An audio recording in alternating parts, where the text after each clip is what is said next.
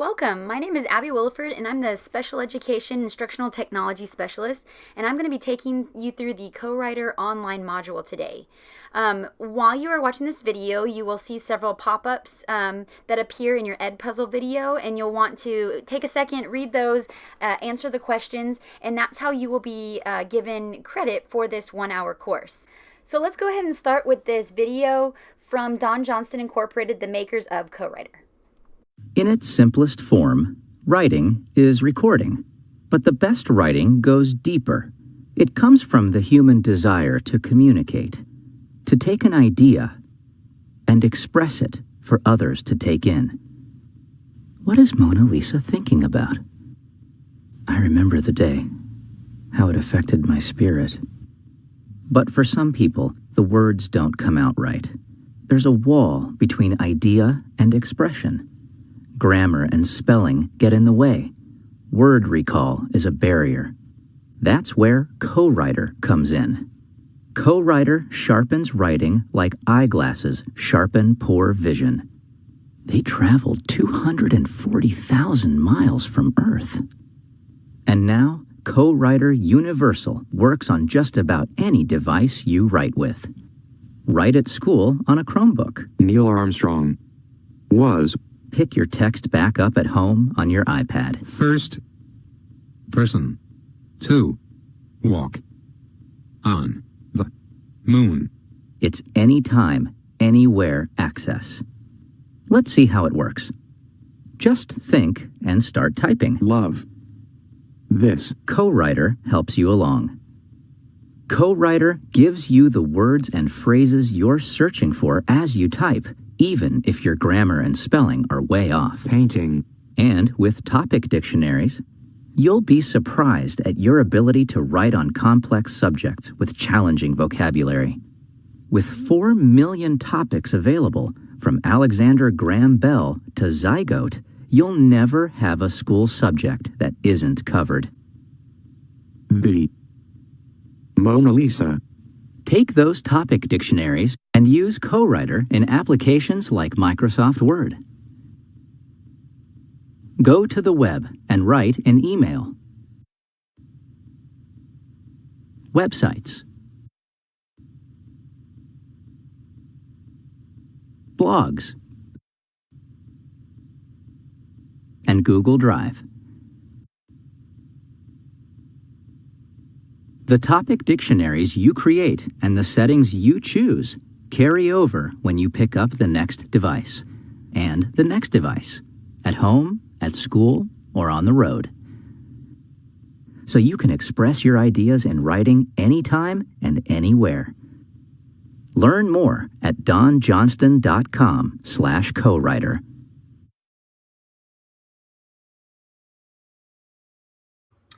So now that you understand a little bit more what Co-Writer is, I want to share a little bit like how it actually works. So I've taken you to the Don Johnston website, and there's a lot of good resources here, so I encourage you to go check that out at some point.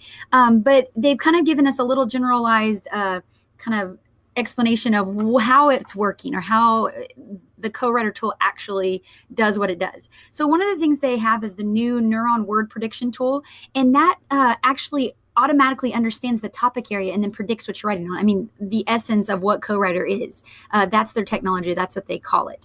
Now, there's a couple of other things here, too. They have FlexSpell. So FlexSpell, if the student types the letter U, meaning Y-O-U, it'll pull up that as an option, too. So kind of the phonetic spellings of things, which we know some of our students struggle with because they can maybe sound it out, but the way it sounds isn't always the way it's spelled. So that's FlexSpell. And then the last feature that Co-Writer kind of offers along with vocabulary is their topic dictionaries. And so they have these academic and topic specific vocabulary dictionaries that you can go in there and add. So it's automatically going to predict things as you type, but you might get more specific. Maybe the student's doing a research project for you, and so you need, Einstein and the theory of relativity to like appear, and those aren't regular words that we use in our vocabulary. So you can actually assign and add topic dictionaries, and so then the student writes has those options come up too. So that you can turn on and off in the options, which I'll be showing you later how to do.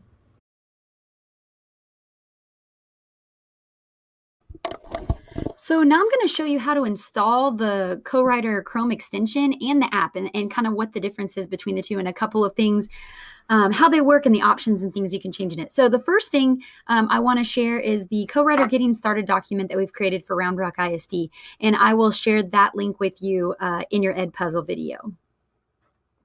So once you get here, this gives you a lot of troubleshooting tips and techniques with it, and kind of the basics that I'm going over. But it also gives you the direct links to download the extension and the app.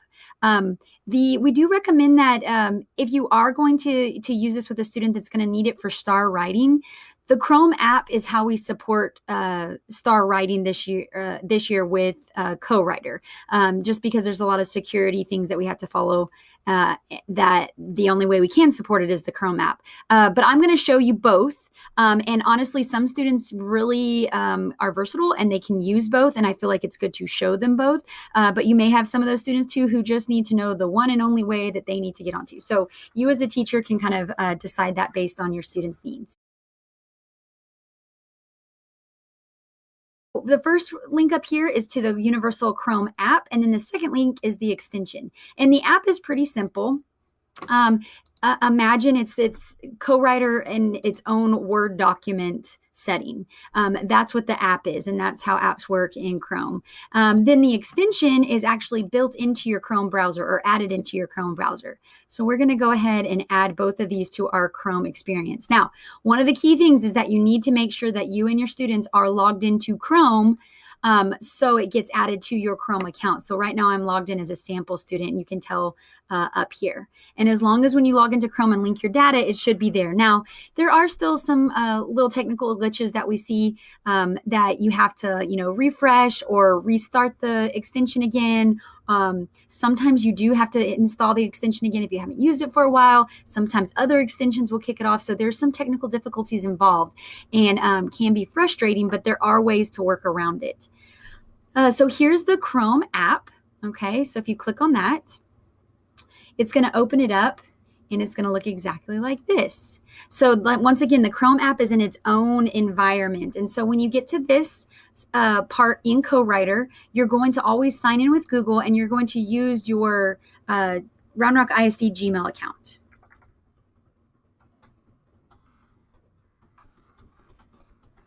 And the student will use theirs. And the great thing about this is that a student can go home. Chrome is free. You can download it in your computer at home. They can go home, download it, install it, and still access CoWriter there. So it's not specific to the computer in the classroom that they use it in. They should be using it all the time, and we'd love for them to use it in every subject, every class. And the CoWriter extension and app can do that in the Chrome browser. So here's CoWriter, the Chrome app.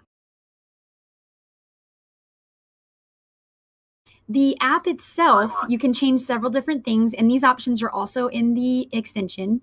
You can click on the dictionaries and turn on and off your prediction dictionaries. Remember the topics that you can choose, okay? You do have the option if you're in the app to add like images. So if you're working in that space and not like Google Docs, you could add pictures in there to support your writing. Over here, the little cog or the gear, these are your settings. And so what's great also is that when a student is logged in with their Round Rock ISD account, no matter what computer they go to, when they log in using that account, all of their settings will be the same. So you can choose the voice setting, and you have a couple different voices depending on the device you're on. You can also change the number of guesses that the student sees. So if they need some more options, you can change the background color of the bubble, the font size. You can change the volume, the pitch of the person speaking, or the speech to text, text to speech. And then you can also change the pitch of it. So all those things you can change right there. The page, if you need to change the background color of the page, maybe the student likes color overlays, you can do that there too. So all of these are in the settings, and when you're in the app, they're up here at the top. When you're in the extension, I'll show you, they're going to be in the extension options.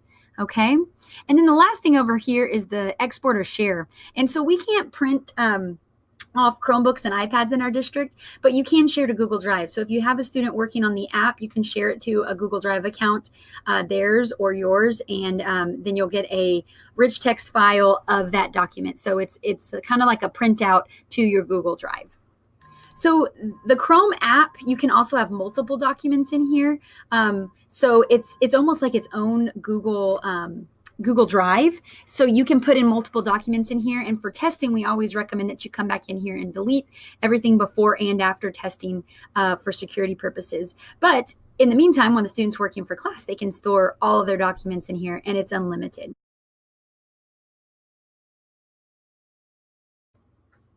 So now for the CoWriter Chrome extension, we installed it, and so it'll appear up in your Chrome extensions up here. Right now, the little bubble has a red dot, and that means that it's off. So this will happen quite often, like you haven't used it in a while, and it'll actually be off, and you have to log in and activate it again. So you're just going to click on the extension, and you'll notice our same login screen. So once again, you're going to log in with your school Gmail account. And give it a second or two. Orange means it's usually thinking, and then full color like purple means that it's working. And so look, there you go. You see that there's the extension or the CoWriter prediction bubble right there. So the exact same way it worked in the app, it can work in Google Docs, or it can work on a form online. It can work in your email. That's how extensions work. They're embedded like into the website. One of the things you'll need to do to make sure it works properly is right-click on the extension, go to Manage Extensions, and you'll want to turn on Allow Access to File URLs. So do that, and then you can close out of that. And you'll notice when I did that, it went gray again. So you might have to wake it up again, click on it. And then because we just recently logged in, it didn't ask for it, but you might have to log in again. So that's kind of the extension and the way that works. So there you go. So here it is in a Google document. You can type. And you know what? This is a good little stop right here and troubleshooting tip. So it's purple. I still don't have my word prediction bubble. You might also have to refresh the page that you're on. Okay? Because sometimes if you turn off the extension, you go to a different page, you turn on the extension, it doesn't like pick up until that page is refreshed. Okay, so there we go. Once upon a time, there was a little girl. Okay, so there we go. So now it's working in our environment. Okay, couple different things that you can do with CoWriter, and you might notice this. Maybe let's see. Maybe you don't want to click around or hover over all these words, but you notice like, okay, I just want to use the word "and." You can type the number 1 and it'll input it, or you can type the number 4 and it'll put in that word. Okay.